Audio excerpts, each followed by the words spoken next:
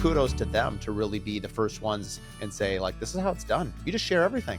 And what is there to hide? I remember Brad saying, like, there was 4 or 5 builders from Phoenix, his competitors, that were in the room. He's like, I'm sharing my contract with them, my sworn construction statement, literally everything. I didn't know if I was going to go home and just get roasted or not. And the answer is no. That's kind of the whole vibe of the whole thing.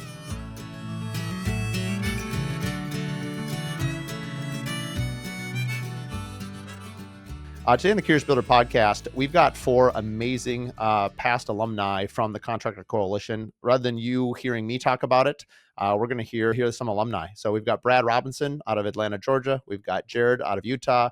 We've got Danielle and Mike out of Michigan. So without further ado, here is some alumni from the Contractor Coalition Summit. Welcome to the Curious Builder podcast. I'm Mark Williams, your host. Today I have a special episode here. We have got 4 returning alumni from the Contractor Coalition Summit.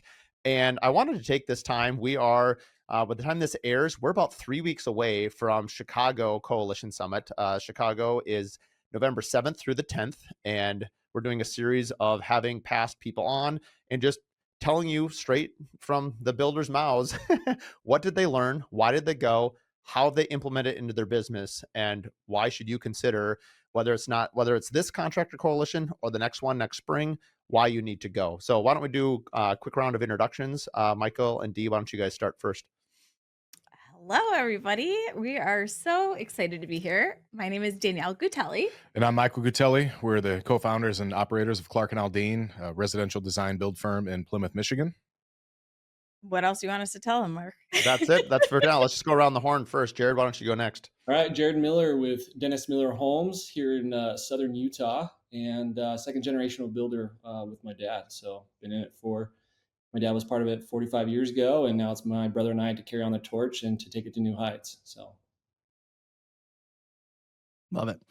I am Brad Robinson down in Atlanta, Georgia with Bradford Custom Homes, custom home design build firm operating in Atlanta, Charleston, and Highlands, North Carolina. I am not a generational builder, but I love business. And so I love this subject matter we've chosen to be in, which is building. So you guys have each gone to different ones. We'll start with Michael and Dee. They're OG with me. We all met the first time in Nashville 3.5 years ago. And then you guys went to Huntington Beach as well. Correct. Everyone is going to get a chance to basically give at least one, if not 2 examples of something they like. I want to know first, like, why did you go to Contractor Coalition? And then 2, what have you learned there that you have applied to your business, and how has it helped improve you on your journey, made you more money, or just made you a better operator? Cool. Okay. So we'll go first. The first coalition that we went because of Morgan. She's one of our absolute dear friends, and basically reached out to Michael and I, informing us what it was and what she was getting her feet into. And so she was the number one pull into why we went to Nashville. From that summit, I feel like Michael and I left there beyond overwhelmed and excited at the same time. And our business completely changed the way we operated.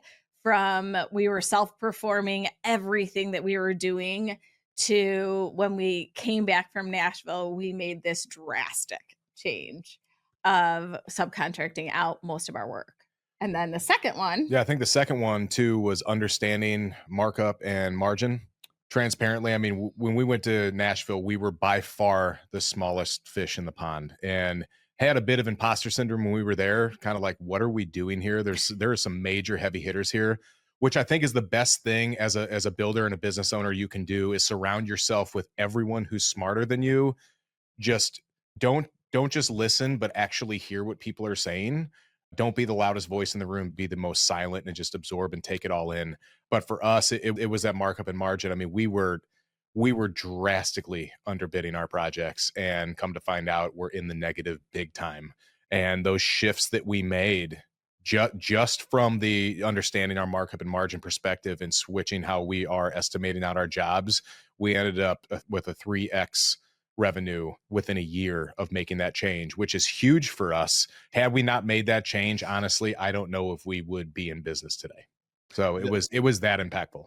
I mean, I was there with you, and Yeah. mine was exactly the same. I remember looking around at like Stacy Ekman, an incredible operator up in Yep. Seattle. Yeah. Now he's leading the whole Air Kirkland for the West Coast. And, Yeah. I knew, he's like a Brad Robinson. Honestly, Brad's an amazing operator. He's got 5 businesses. And you look around, you're like, man, these guys are some operators. What am I doing here? But I mean, you knew this. I was sitting in the front row asking a lot of questions way Yep. before the Curious Builder was born. He was already there. And unlike you, I didn't sit silently. I was definitely talking a lot. I had so many questions, but mine is the same one. I did the episode last week about margin markup. That difference alone, oh my word. It's hard to go back and look. For me, it was an 18-year career at that point. Now it's 21. And you look back and you're like, how many millions of dollars did I leave on the table? Yep. Because I simply just didn't know that. And it's a simple thing. Maybe 90% of the people listening to this podcast maybe know the difference, but I didn't. You didn't. Yep. I think there's probably more that don't than we realize. And so the whole point is not being embarrassed about what you don't know. It's, are you willing to make the change with what you do know? And that's powerful. 1,000%. On that for sure. Jared, what do you got, buddy?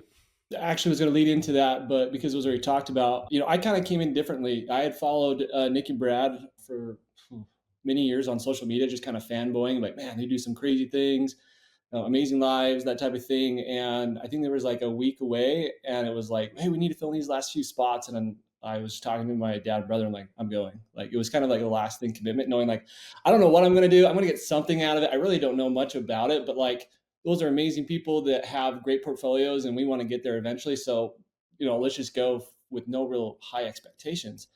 And so originally when I went there, I was thinking like, oh, I'm going to meet some of my, heroes type of thing. And you always hear, you never want to meet your heroes because you get disappointed. And for me, it was the complete opposite. Like when I sat in the room with these people, like they became so human, where it wasn't like they were living these perfect businesses and perfect lives. It was like, it became sharing of businesses, of their failures, their struggles. And it just became so real of like, no, what made them great into where they were at, where their systems, their processes, they're able to overcome and find and retune. And like, that gave me so much hope of like, hey, like this isn't as far as, the mark isn't as far as it is, as much as it is with the ability to set the right systems. And so I was blown away with that aspect, but having that and the networking internally with the different people that it brings, right? So when you bring those heavy hitters, the people that come in there, you realize like the other people that they bring on are just amazing people in the country. And so obviously you get time to talk to the people who are hosting it, but sitting at dinner and different things like that, you're able to network with these people. And I've been to business, seminars. I've been into that. I've been to like personal development where it's like all these type of different retreats for men and stuff like that. But it was the first time that I've seen both collide into one setting. And so like I got business aspects, but I also got like personal aspects of like personal growth. And where before it was like, all right, I got to grind. And one of the biggest takeaways coming back was like finding the balance between life and business. And believe it or not, if like putting more boundaries of like not texting my clients, and setting harder boundaries of like stop dates and like, hey, I'm going to leave to go actually to my daughter's, volleyball games and stuff like that. Where before I'm like, I just got to work. And doing that flip, my production's gone up, my joy has gone up, like all these other things have happened just because I've set these boundaries. And seeing that from a personal example was one of the biggest things. And then obviously pre-construction agreements, something we never did. We immediately made the change, and we've already got 3 of them. We've gotten more money than we thought. And, my dad thought we were crazy because it was like, you're going to just be a consultant. And like he was just not was sold on it. I was always like, there's no way that people are going to do that. And like for like $10,000 just to be like, I'm going to sit in a room with the architect and tell you what I know.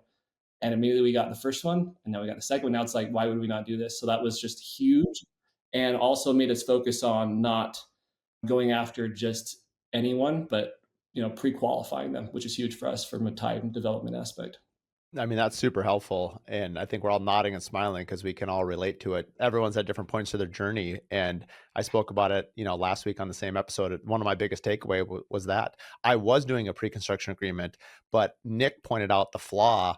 I used to credit the client for it once we got the job. And Nick, he's so straight, East Coast, straight to business. He's like, why are you doing free work? No wonder everyone loves you. You do free work. Like, sign me up. I'll do it too. And it was like, sometimes it just takes someone to sort of, I'm not a very good impersonator of Nick. I get such a kick out of him, but like, he was right. And I've done it now for 3 years. I've only had one client ever push back And that's a negotiation. Now, at least you know what you're doing with it. And now you can use it as a tool. It's still, I think sometimes people listen to this and they're like, well, what about this or what about that? Nobody's saying like these are hard and fast rules. You can only build this way. But if 90% of it now is you can charge for it, like even your dad has been doing this for decades, and it wasn't even on his radar that this was even possible. Think of how many design retainers he could have had in his career. You're talking hundreds and hundreds of thousands of dollars. Yeah. If not Well, that's the millions. other thing. He's like, okay, I'll do it, but we can give them it'll go towards the build job. I'm like, nope. This is completely different fee. He's like, okay, I'll let you try it once, and if it happens, great, but I don't think it will. And I was like, so it just took literally the next opportunity. It hook, sink, line. Well, I told you this before, whether it's Chicago or the next one, we got to get your brother and dad to come to. No, they're coming. We're going to come in the springtime. So Chicago is a little too early, but yeah, you're going to love it. I mean, and here's this, you were at Omaha. That's only 4 months ago from this podcast recording. You've already made those changes. I think that was super helpful, to hear. And I remember, every morning we go running. Mainly it was just me and you on day 2 because everyone else abandoned us. But you and I talk, well, we certainly talk a little bit about business. Most of our communication now is you love to hike in Zion. We did our first Curious Builder Bootcamp. Brad was there. Mike was there. And so I wish we had known that I was texting Jared while we were at boot camp. And because that was like a month before I met him. And he's like, oh, had I known that you guys were in Zion, that's my backyard, I would have gone. He sent me this sweet picture. I'll text it to the group when we're done talking. He was up this weekend with some killer views in the canyons where we were. So anyway, it's not always about business, but it is in the fact that you've set boundaries in your life that I remember you and I talking about them when we were running. And, to hear that you're already doing that is super cool. Yeah. But even like before, like I wouldn't even I would stand and eat lunch and just keep working. But now I now do walks during lunch and phone calls. I'm like, I don't have time to take a pause in the day. I got to grind. And I'm like, nope. Like even halfway through the day, I'm like, I'm taking a pause. I'm going to go walk for 45 minutes, get my sunshine, reset. And like my productivity, it sounds so simple, but it is simple. Yeah, it is that simple. But when you actually get to talk to people like, hey, this is the type of life I live, I'm like, that's what I want. You're telling me that that's all I have to do. And when you just make these micro changes, it compounds so fast. Like you said, 4 months. And I'm like, man, I wish I would have done this earlier, but it's crazy. Well, what I really love that you said in your whole dialogue was that like you thought you were meeting your heroes, but the reality is that it humanized them, and you realize like they're not like these idols. They're just human beings that share their real, raw, authentic self to you, and you realize how relatable they are. They just put in the hustle, they put in the work, but they also are building a lifestyle that they want to live, and they're sharing with you the secret sauce of how they are creating that lifestyle. Yeah, and I was also just so shocked of how vulnerable not only the hosts were, but even the people that were there. Like it got really intimate of like, this is the life I'm going through. Some people are going like in the moment of hardship of like from divorce and like how I'm struggling with my business to like other people like, hey, I've been there. And it was just like, man, like, where do you get this type of inner circle of people? Like the quality of people that it brings is alone. Like, like Nick and all of them bring their A game, but the people that you sit along your tables, like that alone is the value of price of admission for sure. One of the things that we're going to do is, you can guess whose idea this was, but is we're going to do an opening night for Icebreaker. In the past, we've had Mark La Liberté, and he's awesome. He's actually going to do an actual speaking segment within the class structure. We're going to do an open mic, 8 minutes, share your most difficult moment of building anything you want. It won't be recorded. I was just having breakfast with some architects, and we were talking about some really difficult client interactions. And it's like, it's important to talk about that stuff with other business owners because we all have it. And it becomes, obviously in hindsight, when you're going through it, it's usually not quite as funny, but hindsight, it's how is it not hilarious? Like if you can't laugh at how like, oh man, you gotta, for me, I have to use humor to sort of diffuse the time bomb that's inside your brain. And so it's super cool to kind of go through that. As if on cue, Brad, why don't you go next? Yeah, I feel like, you guys are talking about the quality of the people that are leading the Contractor Coalition Summit. And that's what initially drew me towards the group, transparently, right? As a person who's been in business since I was 19 years old and have, led companies to, let's be transparent, millions of dollars. It's been a great run, and exited those businesses. I knew that if I was going to continue to grow and develop in this newer chapter of my journey in building, that I was going to need to be around those type of people.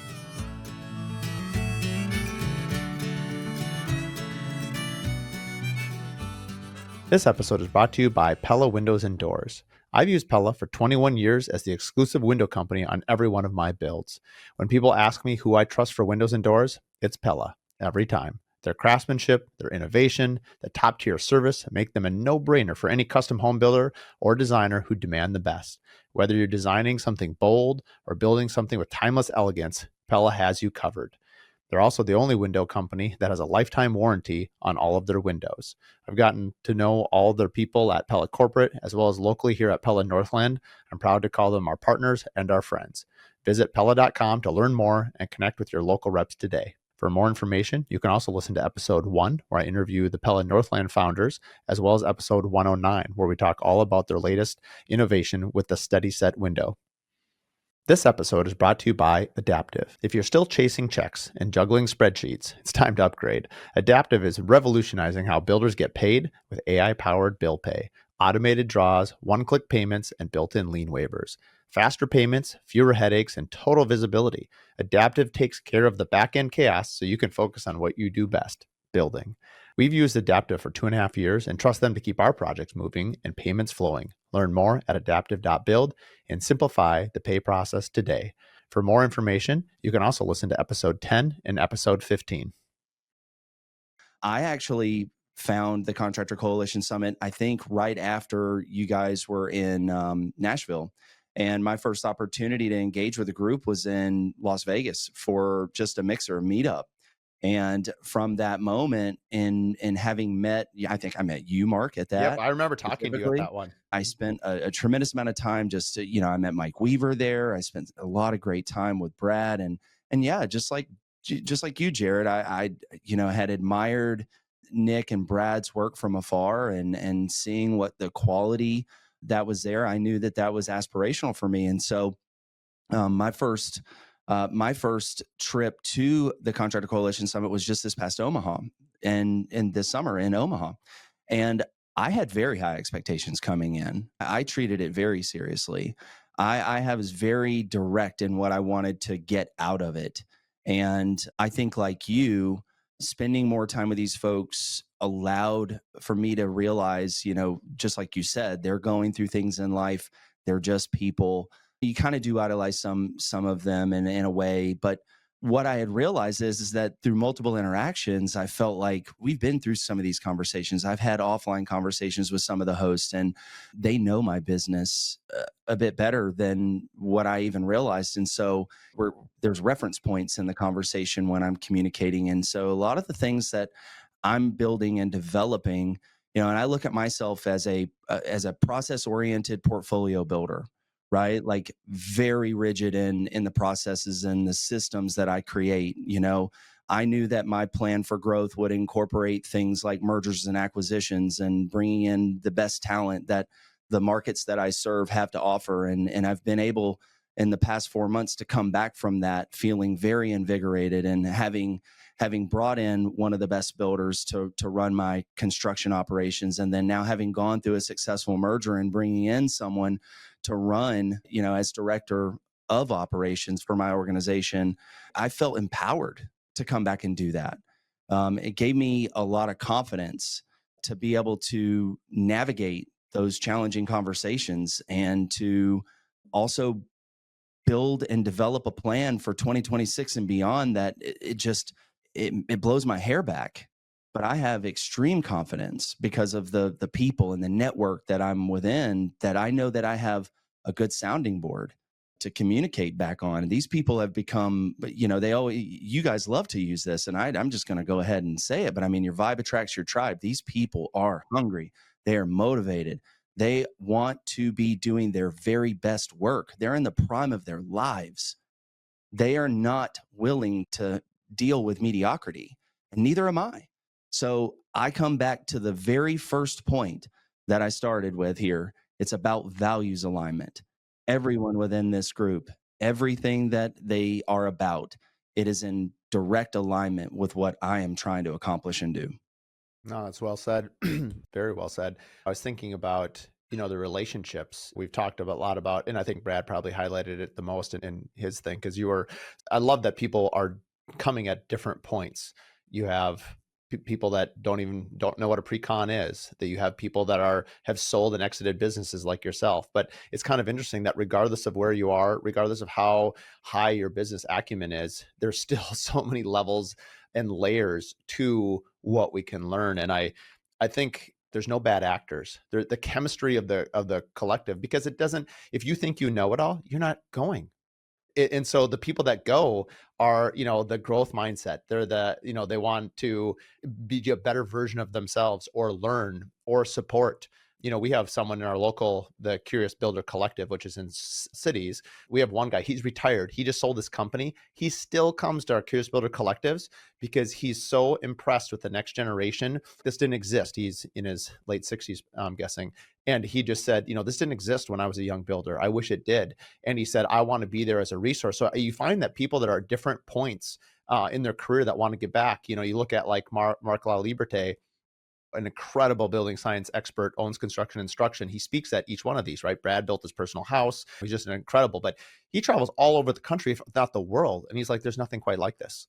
And so it's really cool. And even though Harry Jared said, you meld the personal and the professional kind of together and you get something new out of it. It's just two worlds sort of collide.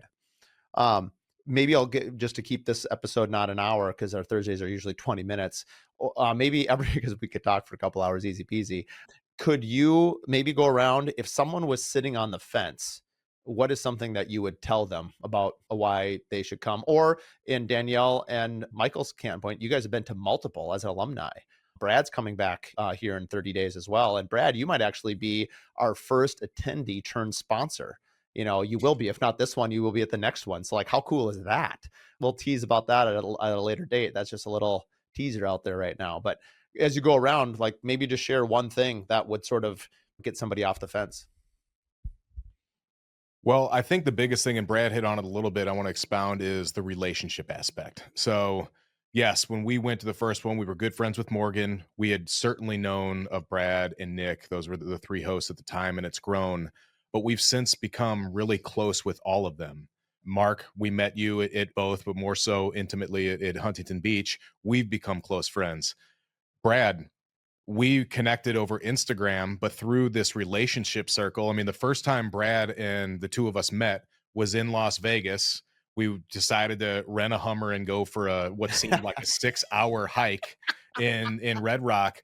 But we had amazing dialogue the entire hike. It was the first time we ever met, but we were all connected through the circle that started the coalition.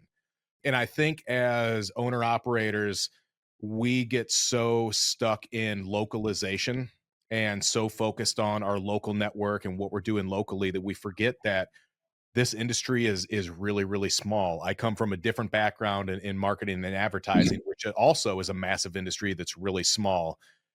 Your network can grow substantially, and you have to go, if you're going to Coalition Summit, which you should, you have to go into it with an open mind and understanding that you are there to learn, but you're also there to add value.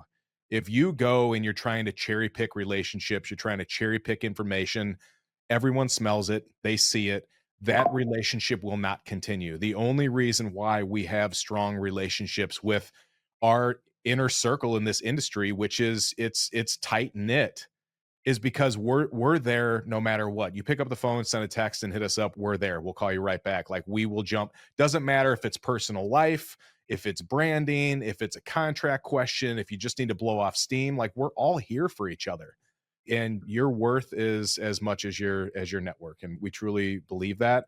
And that's a huge thing coming out of Coalition. I'm going to piggyback with you off of the relationship aspect of it, being a female in the industry and knowing there are far and few of us in the industry. The amount of female connections that I made from Coalition that then has expanded from there has just been this incredible resource of allowing not only me to be vulnerable in the aspect of like what my struggles are or how to fit into a room where I may not be typically seen, but also to be at the coalition and have the respect of everybody in the room and everybody wanting to grow and learn together.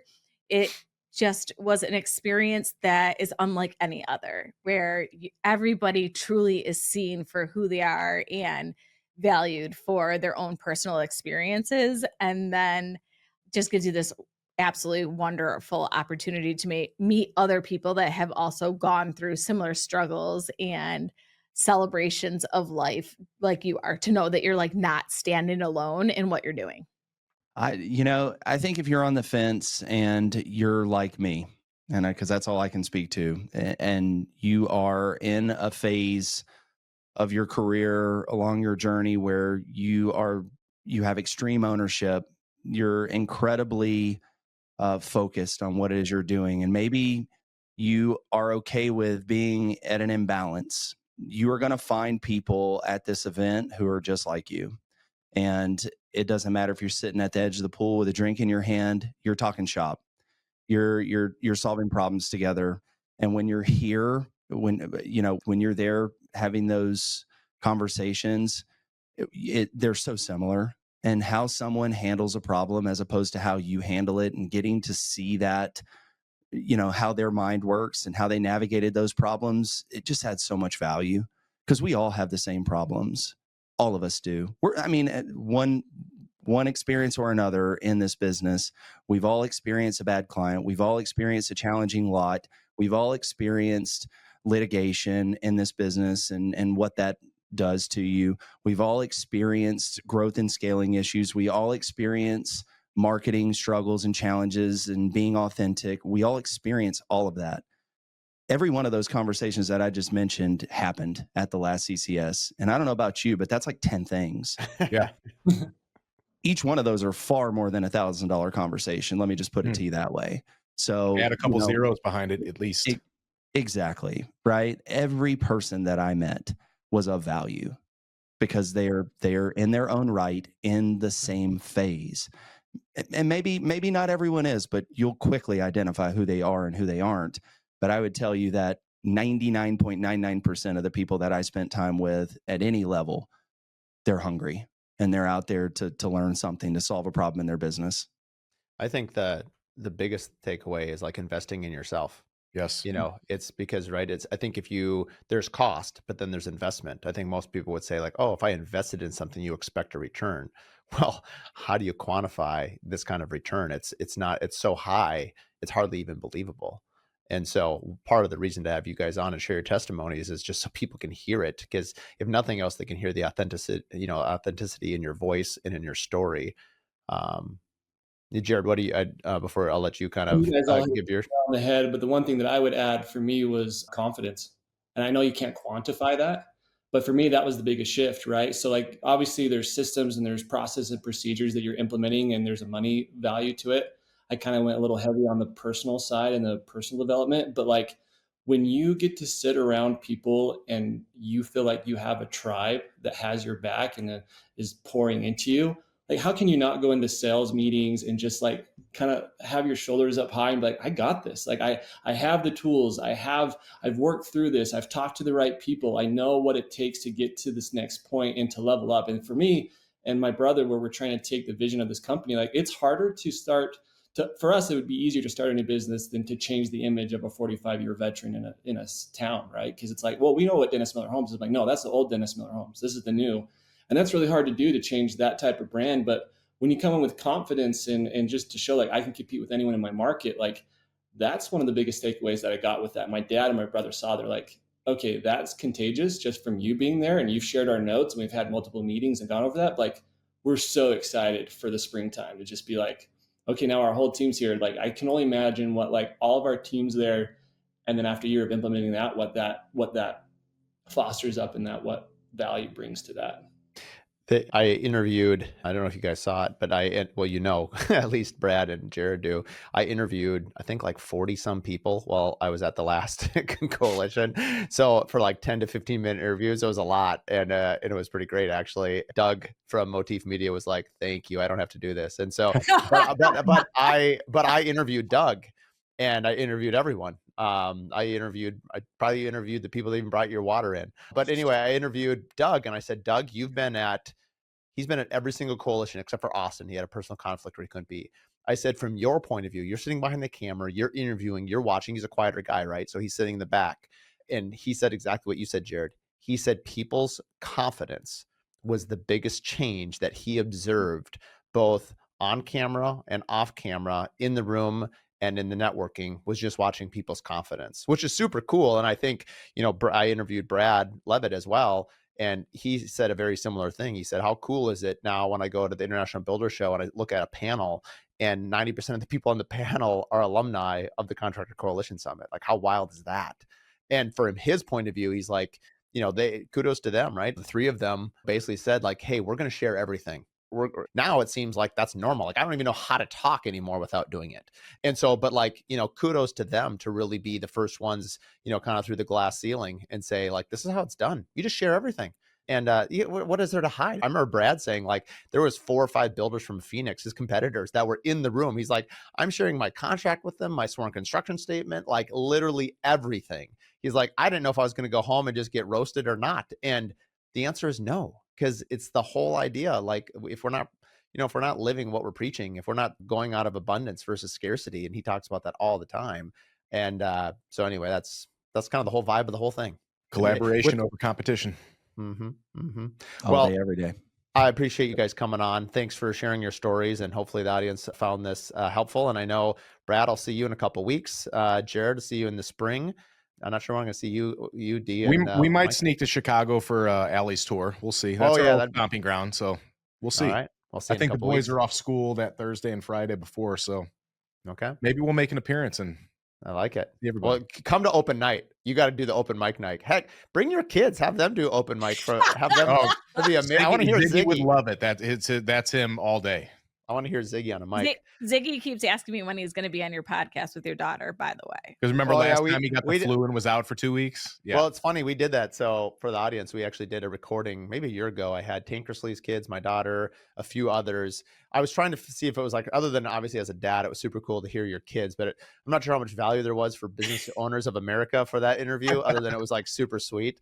So, some of it was good. Some of it was what you would expect. We'll have to come up with another idea of how to make that happen.